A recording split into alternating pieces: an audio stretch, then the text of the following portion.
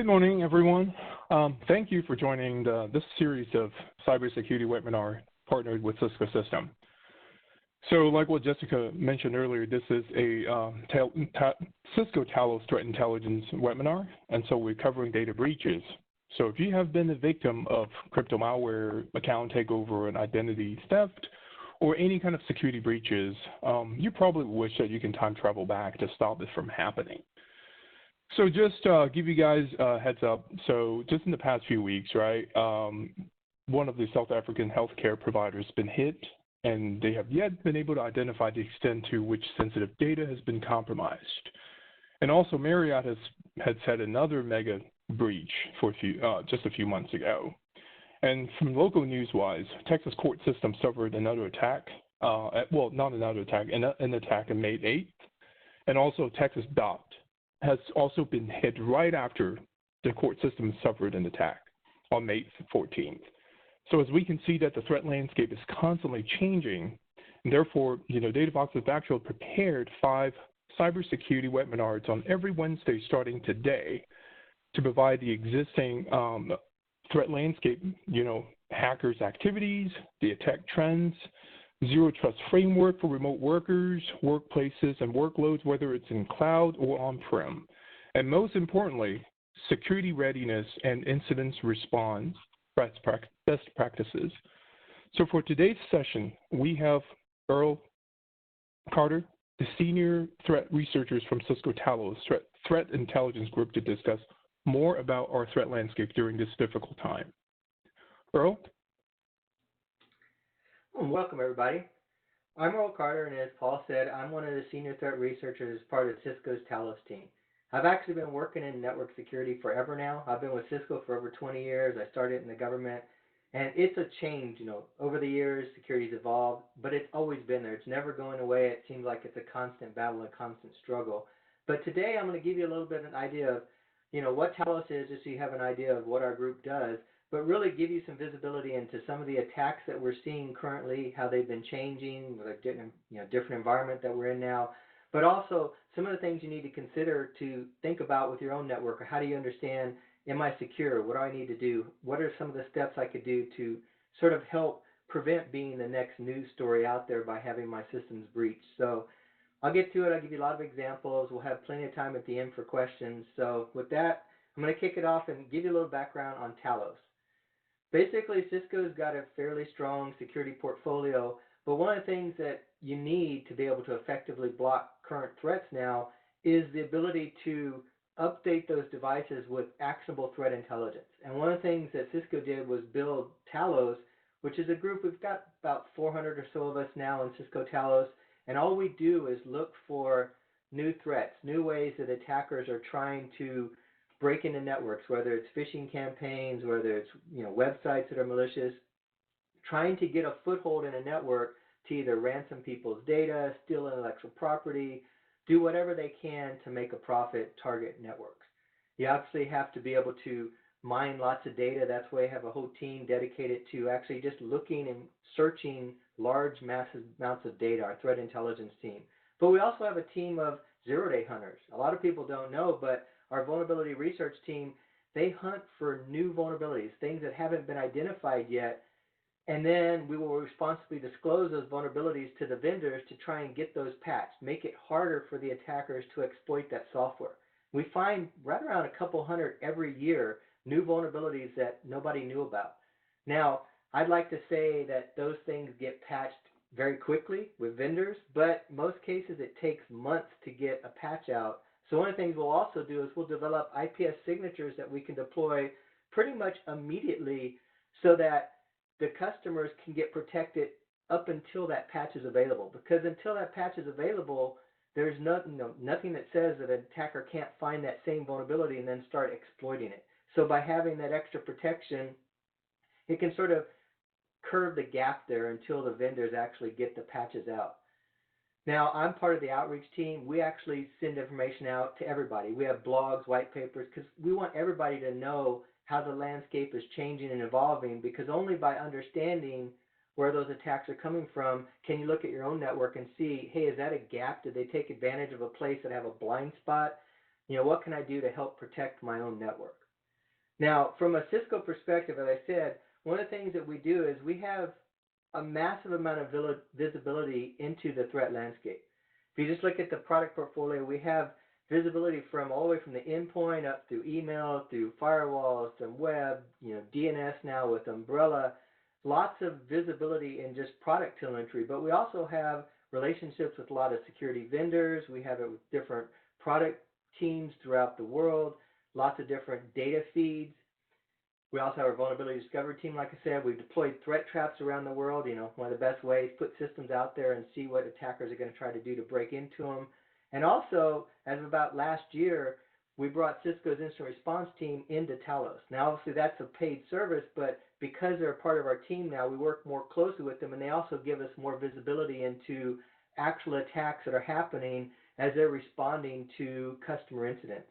But all that visibility allows us to see the attacks the attackers are trying to use, and then we can pretty much take those attacks apart, develop intelligence, think something you could use to block that attack, whether it's behaviors, whether it's domains, whether it's hashes, so that we can drive that actionable intelligence into our actual security products to protect our customers. So they don't have to reconfigure their device. It just automatically develops this new insight, if you will, of how to protect against this new threat that's out there. So it works very effective getting the protection out there and protecting our customers on a day out and, constant basis. Now, that works if you've got Cisco products. That's great. You get that protection. You don't have to pay for Talos. We're not something anybody ever buys. We're not like a data feed. It's an automatic benefit of deploying any of Cisco's security product architecture.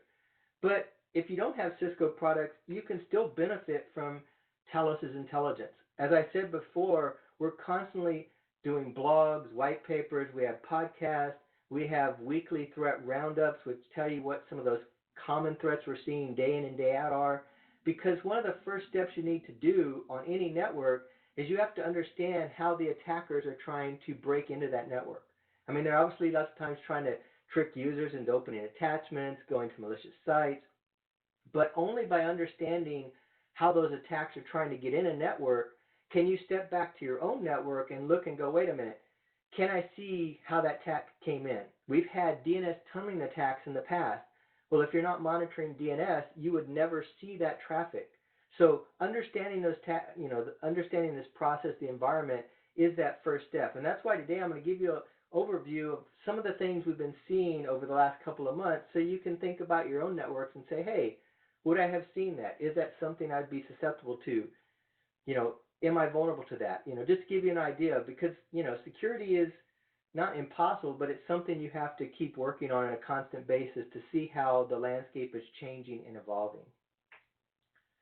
So one of the first things a lot of people have been asking whenever I do presentations over the last couple of months, obviously, is how did COVID-19 change the landscape? Because a lot of the news stories out there made it look like the sky was falling. There's these massive new attacks and all this stuff that was out there. In reality, COVID-19 turned out like we see on an ongoing basis, whether it's a flood, whether it's some political event, any kind of a major news story, even things like tax day, attackers take advantage of those events. What happens is they see a new thing happening like COVID-19, and they know that people are now interested in that. So now that makes it a perfect opportunity to use that event for a lure to trick a user into opening up an attachment. A lot of supply chain issues came during this virus outbreak, which now made it where if I do things like invoices or shipments, people are more likely to open that up because they may actually have a delayed shipment. So what we thought we'd see, we actually saw when we looked into our data, that the attackers went and started putting all kinds of themes and lures that were related to COVID. We started seeing organizations start attacking the research groups that were doing research on COVID for like a vaccine, because obviously that's valuable data. They could sell it to the highest bidder. And, lots of fraud, disinformation. Whenever people are in a hurry, like when they were short on PPE, everybody was trying to find sites. We saw a lot of sites pop up like the one you see on the screen there, which were totally fraudulent. They weren't real sites. And if you really look closely, you see it says Corona Mass. That's probably a dead giveaway that they just created it for the virus. But people in a hurry don't think. They don't stop, and they get fooled by these fraud campaigns that are out there.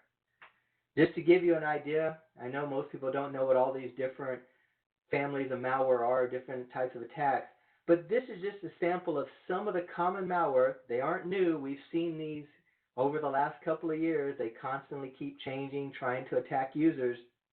But all of these did some form of a lure that's related to COVID-19 or coronavirus, because they realize that this is a wide virus. So they don't even have to limit their attack to a specific region like they normally would do. In this case, they can go through and send it anywhere in the world, and they're probably going to get somebody interested in it because it's related to a hot topic, a news topic, something that could impact their life because now people are dying. So it just shows you that whenever something happens, we see this all the time, the attackers are going to try and take advantage of whatever's happening in the world to try and make their malware look more legitimate, so it's more likely that the users are going to fall for their attack that's happening. But let's look at some more, specific examples. That's sort of like the high level of some of the stuff that we've seen. But let's go into some more detail. Just to show you, these are the common attacks we're seeing, but we see them all the time. This is your standard invoice attack. We see that all the time. Everybody's always trying to send an invoice and say, hey, you owe us some money. People open up, I don't owe anybody money. What's this? And when they open it up, their system gets attacked. In this case, it's Lokibot, an information stealer. But if you'll notice, they changed their lure here. They're like, we had an extended holiday because of coronavirus outbreak.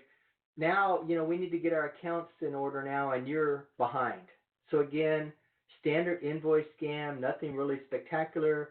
If you open up the attachment, it's going to load Lokibot, this information stealer, onto your system, which then is going to start communicating the information it stole, whether it's passwords, whether it's usernames, whether it's data, out to the attacker's command and control infrastructure, which again points why it's important to be monitoring where users are connecting out on your network, because there's lots of places that are known to be bad, and if you're not checking that activity, you can't break that chain, trying to see what they're there. Because a lot of people will open up these attachments, and the key is it going to break that chain and not allow it to go out to the attacker's command and control, or is it going to run and you're never going to notice it? Maybe you don't have visibility, and then you don't even see that this malware is now on your system, which, if it just steals information from one user, may not be a big thing, but they could also spread to other systems and turn into a major breach event, which obviously nobody wants on their network.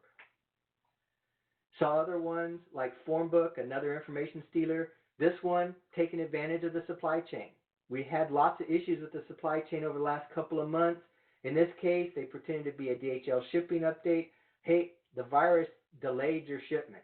Well, if you were someone who was waiting on vital gear like personal protective equipment or something else that you ordered in this crisis and you needed it real quickly, and you see a postponed email, you're likely not to think about it. You're just going to click on it and update, see what the information is. In this case, you don't see it on this one because it's a screenshot we created, but they used a classic double extension attack where a lot of email clients will only show you the first extension. It's, here it's a pdf.ace. Well, the PDF is all that it shows you. So when the user looks at it, he thinks he's opening up just a PDF file, but in reality, when he clicks on it, he's actually opening up an executable that actually runs on the system and runs the malware that's going to steal credentials out of their browsers, maybe put keyloggers on the system, pretty much steal information from that user and send it back to the attacker. And obviously, think about it, if they get the credentials, they can try and further their spread throughout the network as well. We also saw remote access Trojans. This one came back pretty much in the early, I think it happened in February. Again, they took advantage. China was where the outbreak started. Well, in this case, they're like, we had a delay. Our, systems are, in flux here. We're having to do work from home. Here's some updated contacts and other procedures that we have. Well, if you think about it, if you're doing business with that company, you're likely to, I want to see the updated contacts. I mean, it could even work now. If a business is still closed, maybe they have updated contacts. In this case, they're just installing a remote access Trojan, again, to get access to the system where they can download other malware, they can steal data, steal your credentials. Again, that's the key. Most of these things are either trying to do something like ransomware, where they're trying to hold your data hostage, or they're trying to steal your data to sell it to somebody else. Anything they can do, they're doing, but they get through that initial foothold when they gain control through most times a single user, and if you don't notice it, it then just gets worse and keeps spreading throughout the network. How many people have seen this site? I mean, I know I see this regularly. I like to see what the current numbers are. Johns Hopkins produced a great tracker for what's happening with the virus. Now, this data looks just like the Hopkins data, and that's because it is the Hopkins data. But in this case, that was being displayed by a piece of malicious software. About a month and a half ago, and I think they did a new one now just recently in Italy, that basically the attackers set up a fake site. People were looking for information on the virus. Well, in this case, it actually pulled the data from the Hopkins site. They used the exact same infrastructure that Hopkins had to display the data, but in reality, it was running their malware with it in the back end. So, if they had their coronavirus status space, which isn't the Johns Hopkins site, it would actually download another information stealer as a rule, would be installed on your system. And because they were pulling so much data from the Hopkins site, you really had to look in detail to see those few connections they were doing to the actual attacker's command and control infrastructure. So again, it shows they took users' interest in finding information on what's happening with the virus and turned it into a way to trick users, because they're seeing the data that they expect. This is what they were seeing on TV. Everybody knew about this site, but in reality, it was an attacker site using that same data. So it just shows you how the attackers are taking advantage and why it's really important to monitor those connections, monitor the DNS activity, the web activity of the users, to make sure that they're not getting lured to these more malicious sites, because in lots of cases they're going to get tricked, and you want to stop that before it can be used to further exfiltrate data off of your network. Everybody's doing teleconferencing now. A lot of people are working from home. That meant a lot more meetings now. Well, a lot of people who set up Zoom meetings, many of them never set up a Zoom meeting before. They were new to it. They didn't understand why security is important. They're not a security person like me. They're like, I just want a meeting. I want to meet with these other people. I need to do my schoolwork. I'm meeting with my class. The problem is they don't understand there's tools like this, which is a WarDial. Basically, it's a simple tool that can go through and iterate Zoom meeting IDs, and they can find active Zoom meetings. Well, if you don't have a password or other security controls set up on that meeting, once they find the meeting, they can jump on that meeting, they can disrupt it, they can steal information from the meeting, and people don't understand it. It's not really a new tool, it's been there, but it's more lucrative for the attackers now because there's so many more meetings that they have a lot more of a pool. They can try and find people that aren't doing it securely. Here's another interesting one. We just did with this one probably about, I guess last month, it was in May. We came out and we came across this one. This was an attack program, if you will, a group of people attacking users in Brazil, basically in Latin America. They basically was a pretty interesting attack in this case. Again, they're trying to target users with different lures. A lot of these start with a phishing campaign. Email phishing is one of the biggest ways to target a network because you can trick a user. In this case, it's been going on, I think when we did the final research, like over at least like the last 9 months. They had various different types of lures, everything from, hey, your rental car bill hasn't been paid, to all kinds of other, lures that are common lures that we see. But one of the things we also saw as last couple of months, they shifted. They, again, like everybody else, did their COVID-19 lure. They started having ones of here's different ways to protect yourself. Here's information on respirators, all kinds of information related to the virus. But in all these lures they had, they didn't do an attachment. A lot of times you think of an attachment to an email. In these cases, all they did was put a URL. So the user would click on a link in the email either to download what it thinks is a PDF, but in reality they're not getting a PDF. They're going to the attacker's controlled site. And they had a pretty elaborate process to try and avoid being detected. So this is a perfect example of how even the crimeware guys, the guys that are trying to steal money or steal information from a system, keep upping their game to try and avoid detection. That's why you always have to keep analyzing the security posture on your network. Because in this case, they sent the email, user would click on that email. Well, that email would take them to an attacker-controlled website, but all that they had on that site there was an iframe that rendered off of the screen. So this iframe would then go to a Google site to download a zip file. That zip file was actually a link file that was encoded, so it wasn't just clear text so you could easily see it. And what it would do is when you ran that shortcut link, it would actually generate some JavaScript. Then that JavaScript would generate a second set of JavaScript. And then they would utilize some of the binaries that are part of Windows. They would use the bits admin, which is a utility that's part of the Windows operating system, to actually retrieve the third stage DLL that they were actually going to use to target this system. Now, once they got the DLL loaded onto the system, then they would actually use the ext export to load that DLL, and then lastly, they would basically inject it into a process so that they could actually run it. So all those steps, and most of those, they were all, even the JavaScript was all pretty much obfuscated, so it wasn't easy just to analyze it and see what was happening. So again, each step they were trying to avoid being detected. And then their last step, they went through a lot of anti-analysis. People like me, researchers, are trying to take apart malware. We want to figure out who it's communicating with so we can make sure we're blocking that. We want to understand how it works so we can block those behaviors, all the different components that are part of it so we can block those hashes.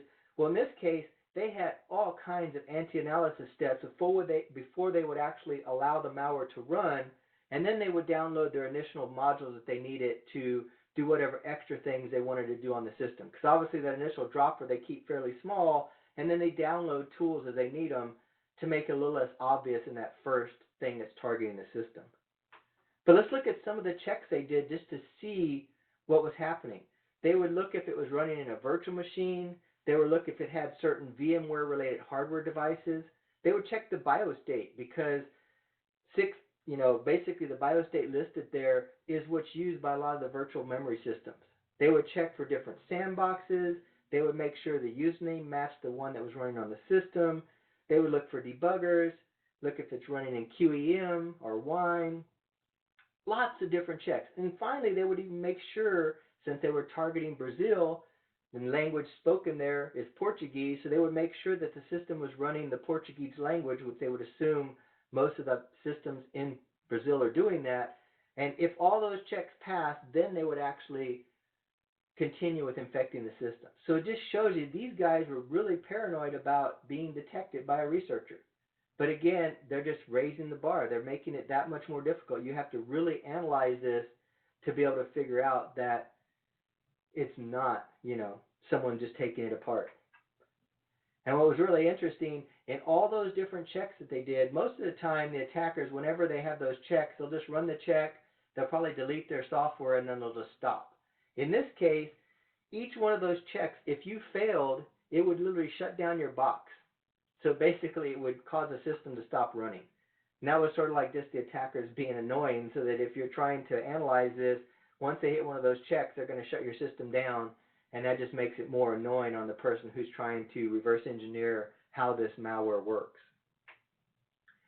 Interesting thing too is whenever you have a piece of malware, it has to communicate to an attacker's command and control infrastructure. And lots of times they'll hard code that in the malware, but if you do that, once that location in the malware is blocked, it really can't work anymore if you can't get out. Well, in this case, they had an interesting way that they could figure out updating the command and control, if you will, for the malware on an ongoing basis.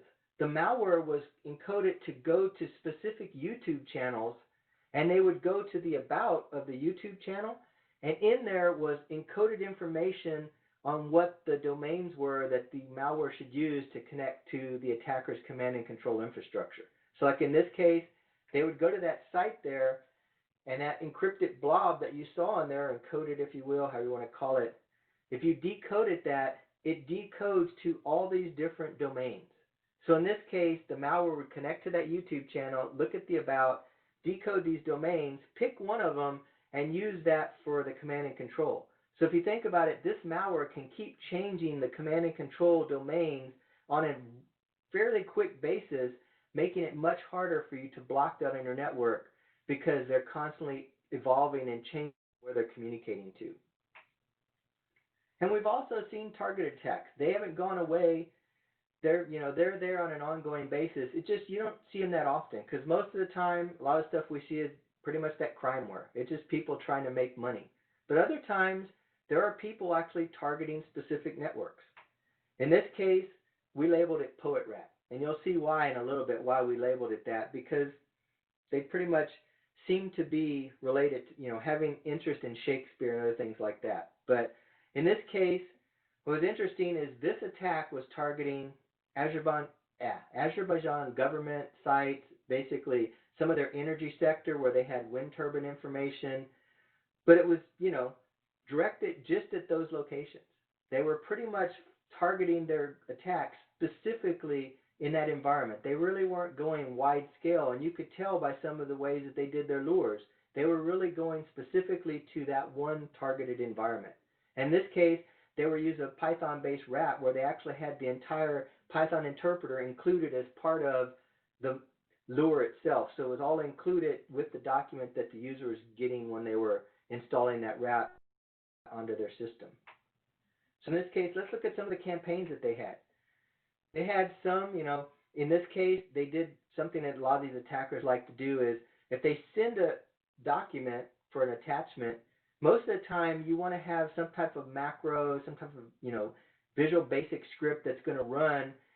Well, what they'll do is they'll blur out the content. In this case, that's actually the image. There's no way to unblur this, but they can use that then to trick the user and say, hey, would you like to see this content? You need to enable viewing or something like that. And they can trick the user into doing what they needed to do without doing it obvious by saying, I want you to enable macros. So again, it's a way to trick users. In this case, they had a logo on this image that even blurred represented the real image. So they're, it seemed like that was the way they were luring the user, saying, hey, you can sort of see what it is, and then you're probably going to be enticed to wanting to see what the actual content is. If you look at the site that it came from, it was a site, and you see it, Govaz, they were trying to impersonate, sites that were Azerbaijan government. And all these sites, this one site for the attackers, they launched multiple campaigns related to this. This was one of the first ones that we saw, but we also saw them, like all these other campaigns, change. As the virus overtook the world, we started seeing things like this, which was COVID, we think it was COVID-19 in the doc. I don't really know because there was nothing readable in the doc, so that's probably the lure they had. But it's pretty obvious that they were going with the COVID lure because shortly after that, they switched to another one that actually said coronavirus. And again, notice they blur things out to try and trick the users to enabling the scripting in it so that they can actually then download their RAT onto the system. Now, one of the interesting things with this is we started seeing all this malware communication to that one command and control site. We also noticed that on that same site that was run by the attackers, they also had a phishing site that was targeting the webmail accounts of the Azerbaijan government users.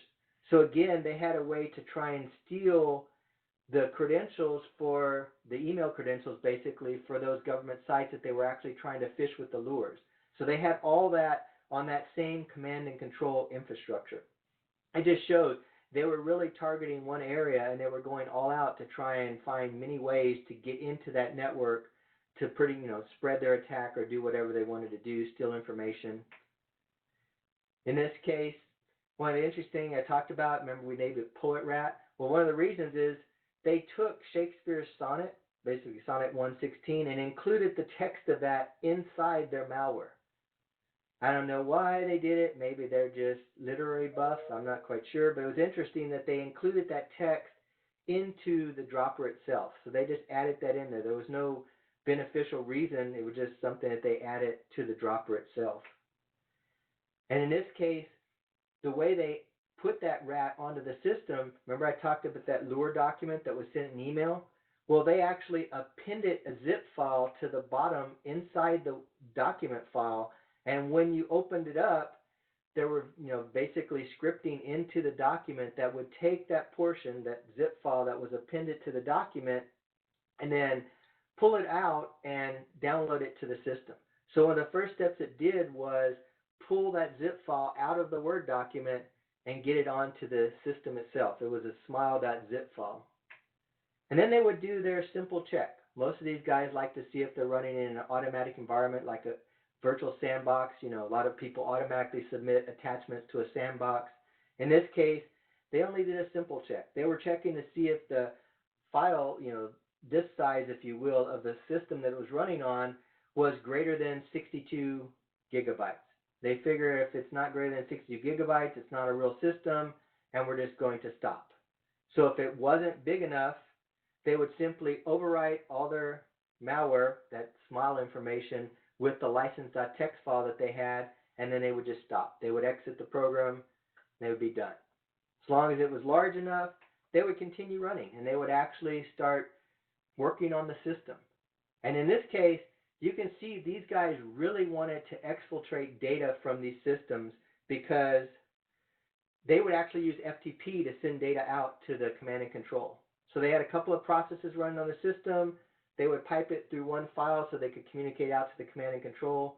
Notice a bibliophobia, a fear of running out of books. So they were all in this literary, I don't know what their theme was. That seemed to be their motive.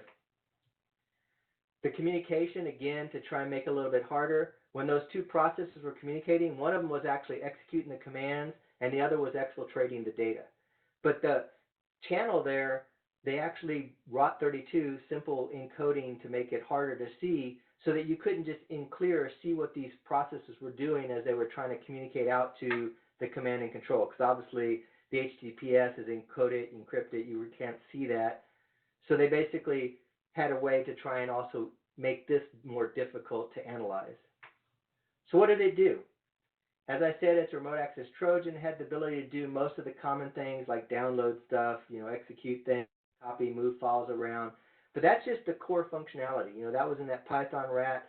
That was part of that initial Lure document. But they also went in and downloaded tools after they exploited a system. So when they gained control, one of the first things they would do is download this program called dog.exe. And what it was designed to do was literally monitor the activity of the user and upload the data that the user was dealing with to the attacker's command and control infrastructure. In this case, notice the directory there. They had the desktop, the downloads, the documents directory.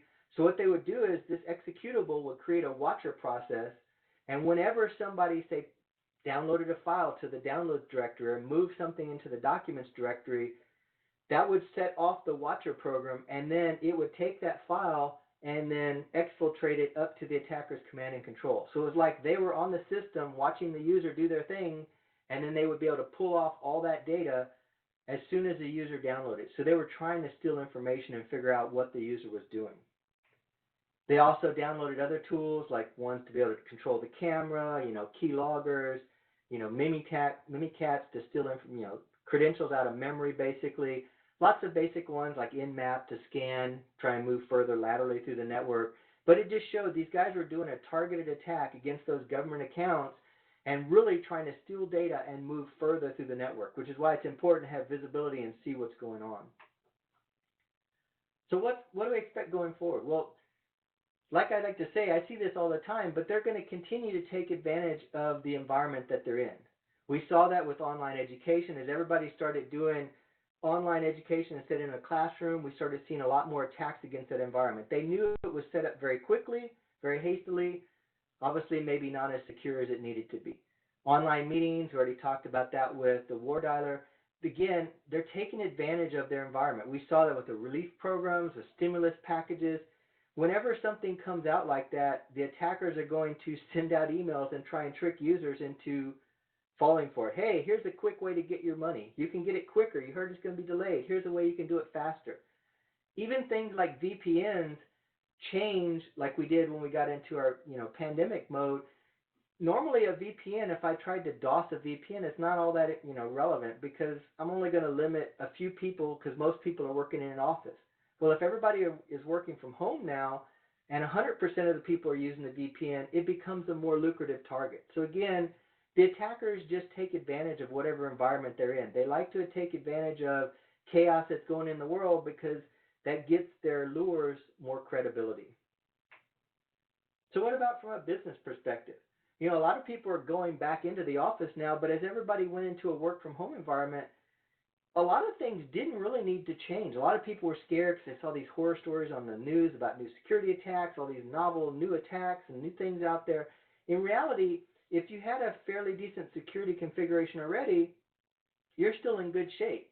One of the challenges was a lot of people went from an office environment to a work from home environment, and a lot of those security controls maybe didn't translate to that remote access environment. And in that case, then you got to see where those gaps are. You know, think of like identity management. Did you stand up things that you could reach remotely, but they only have a username and password?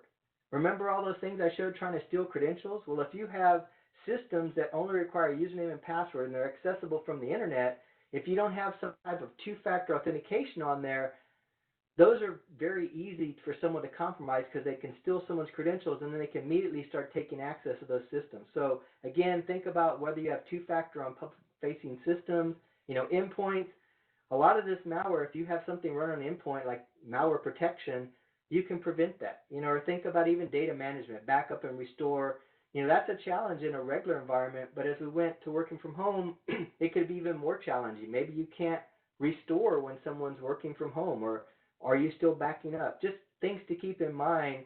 As your environment shifts, you constantly want to reassess, do I still have the visibility that I had before, and am I looking at all the areas I need to see if my network's being attacked? And if it is, how can I control that spread and pretty much remediate what happened? So with that, you know, I covered a lot of different things, went through a lot of different areas there. Hopefully it was useful to give you an idea of what the landscape looks like and how it keeps evolving and changing.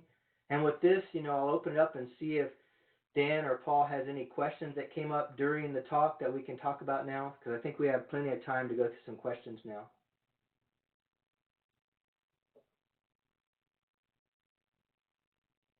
Yes.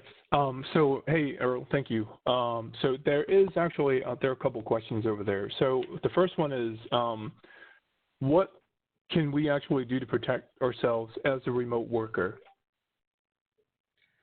Well, one of the biggest things with remote worker is, like, for the first part, like we do even in a corporate environment, is make sure whatever system you're using, keep your patches up to date on your software. Because one of the biggest things is, whether you're working at home or in an office, if your system is updated to the latest patch level, there's a lot less opportunity for the attackers to get in. Because I can tell you, when you see those, like someone like Apple issuing an update, here's a new update with security patches, the attackers take those updates and will actually reverse engineer them and find ways to exploit that in a very quick time. So making sure you keep your systems updated. If you're connected into work sites, use a VPN so that you can limit your exposure, visibility of what people can steal on your network. And just really monitor your environment. Just, a lot of times just think twice. I mean, people are going to try and lure you with emails and things. Just think twice when you see those and don't just fall for it. I'd like to say, like, count to 10 when you see this thing that's too good to be true. They're not going to send you $1 million for just paying them $1,000. It's never going to happen. And just think twice before you click on these emails, because most of the time they're not that spectacular on their lures. If you just think twice, you're going to realize that it's actually a scam, and then you can just move on, and then they really don't have much control if you don't do a lot of that opening up on you, because that's the biggest thing. They're using the users, and the user, if they think twice, that's going to be the best protection they can have. Thank you. So second question is, are there certain, entities that you're seeing that getting breached more than the others? I would say it's not really any specific, like, vertical or group that's getting attacked more than others. What's just happening is that the attackers are just expanding. They're just hitting everybody. And everything is becoming more digitized now. We're all online. Even government systems are being brought online now. When I was growing up, you couldn't find records online. You had to go in person to get records. Well, now they're publishing all those online. Well, putting everything accessible from the internet is opening up a lot of attack surface. And what's happening is attackers have always been attacking. It's just they have a lot more people to choose from. And again, they always get the people that have the least security. You know, it's always working. The people that have a stronger security posture on the network are going to see things more quickly. They're going to shut the attack down maybe after the first person opens up an attachment, and it's not going to do much damage. The ones that you really have a challenge is where the attacker gets in the network, like a lot of these ransomware ones you see now where they're targeting massive dollars and they're threatening to release the person's information if they don't pay the ransom. A lot of those attacks from working with our incident response been on the network for a long period of time. They get in through a system, they move laterally, nobody noticed them, and then once they reach critical mass, they encrypt all the systems they have access to, and it becomes a major problem. And that's the thing. If you have that visibility, you can shut it off more quickly, and those are the people that don't become that new breach story in the news. And people that don't have visibility on their network, they're the ones where the attackers can roam around for a long time, and that's never a good thing to have an attacker on your network without knowing that they're there. Okay. Here's a third one. So this can be a lengthy one. So what is the most effective way to keep from becoming the next major news headline for data breach? Well, the biggest thing on that is to, look at your network and start, one, I'd say research what the attackers are doing. Like some of the stuff I talked about today, reading some of those blogs, keeping up to date on what the latest attack techniques are is sort of the first step, because then what you want to do is you want to go back to your network and say, given that I have this knowledge about how these attackers are breaking in, can I now look at my network and do I have the logs or the visibility to see if that attack is impacting my network or not? Do I even have visibility in that space? If it's email, do I have a way to query my email server to say, hey, is this attachment in my email information? Hey, these domains, are my users going out to these domains? Because that's the first step. You want to have a layered approach to security, but that also entails visibility. If you don't have, say, the logs to see if anybody's even communicating to a specific attacker command and control site, then that's a hole that you need to fix. Because if you think about it, if I'm looking at a blog, maybe I'm reading about a new attack, one of the first things I want to do is I want to say, hey, that attack involves these domains. Let me look at my logs to see if any of my users are going out to that domain. Because if someone in my corporation or in my network is going out to those bad domains, that more likely means that that system was compromised with that malware. Then I need to go in and remediate that system, but I also want to figure out, did it spread to other systems? And it all comes back to that visibility. So you want to have a layered approach that blocks things at, say, maybe your firewall level, at your email level, at a web gateway, maybe something on the endpoint itself with malware protection.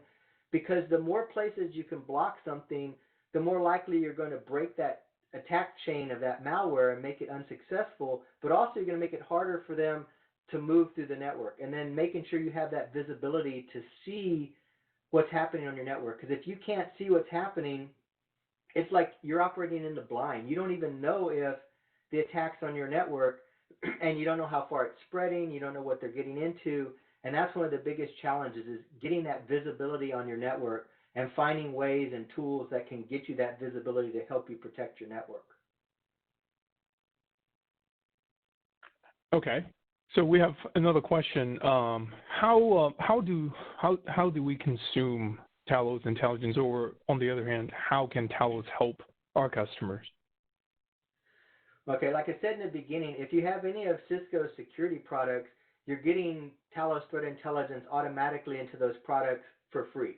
That's just something you get automatically. If you don't have Cisco's products, like I said, the biggest way is to go look at our blog. Check out some of the attacks that we're seeing. One of the things we've also done is that if you go to talosintelligence.com, you can also get information about things you may have seen on your network. Say you came across the hash of an attachment, or you saw a domain that some user connected to and you don't think it looks right. You can actually type that information into talosintelligence.com, and we will tell you if we think it's malicious or not. And if we think it's malicious, we'll tell you what information we know, that, hey, it's tied with these attack campaigns like Lokibot or Imitet, and we'll give you that information and let you know what's happening with that domain, with that malware. So again, that's a way you can use it to get information about stuff that you're seeing. And the biggest thing is just reading about the attacks that are out there so you can understand what you need to be looking for on your network. Okay. So actually, one last question. Does Talos get involved in any high-profile security breaches worldwide?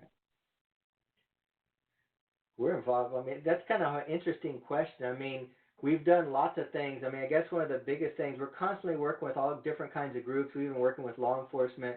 I mean, one of the biggest ones, Talos specifically, I mean, IR never talks about, we don't mention what customers we're working with, but like Talos, we were one of the instrumental people as part of the VPN filter attack about, I think it was like a year ago now, where some attackers had compromised over 500,000 home routers.